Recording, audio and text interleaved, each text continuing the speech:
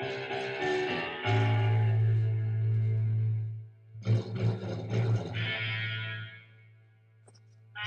3 ans, des travaux de voirie sont en cours au Casteil à Joc.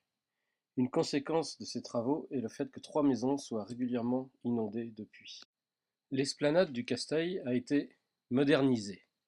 Ces 900 mètres carrés ne sont malheureusement pas drainés. 10 mm de pluie sur 900 mètres carrés, cela fait 9 tonnes d'eau.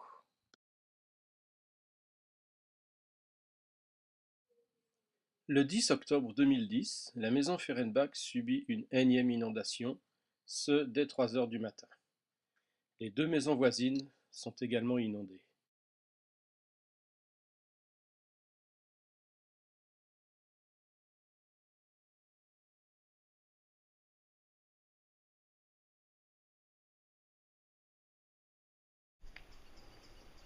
On peut clairement remarquer qu'il n'y a aucun drain protégeant nos habitations des inondations.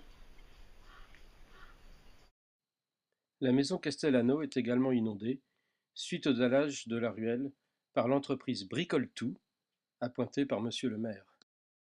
L'entreprise Bricole-Tout n'avait jamais réalisé de travaux de voirie auparavant. Ils ont décidé de rehausser la chaussée et de créer une grosse bosse devant la porte de cette maison.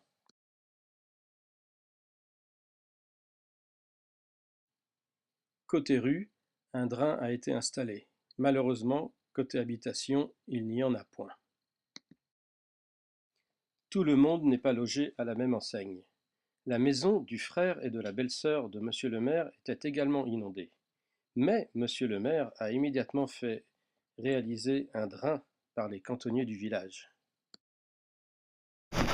Je viens pour deux choses. Je voudrais savoir si vous avez saisi Groupama au sujet des inondations au Casteil.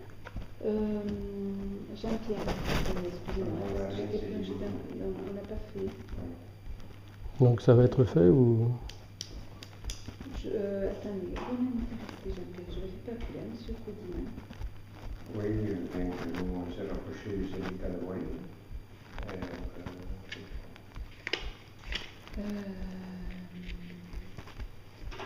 Là, on a eu pas mal de dégâts l'autre fois, comme c'était la nuit.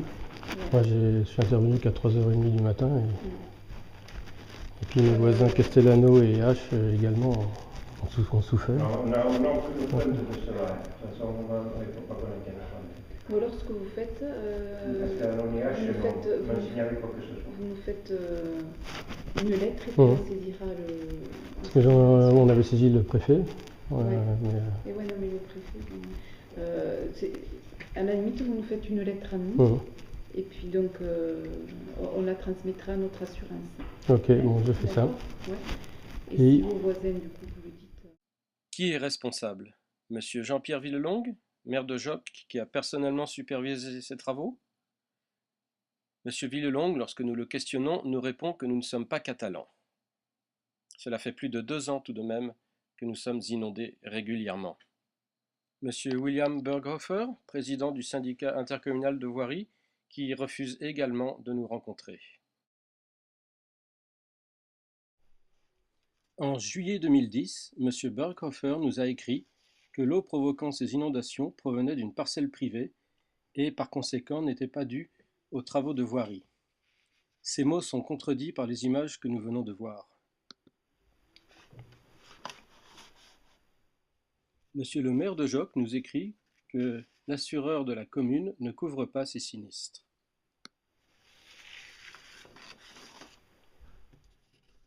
AXA, assureur de 2 des maisons inondées, confirme que son expert considère la commune de Joc comme étant responsable de ces inondations suite aux travaux de voirie. En février 2009, le cabinet Harvey, appointé par Groupama, l'assureur de la commune, avait également reconnu la responsabilité de la commune de Joc. Ils avaient même réussi à faire signer un protocole d'accord dans lequel Monsieur le maire s'engageait à régler ces problèmes. 2 ans plus tard, il n'a absolument rien fait.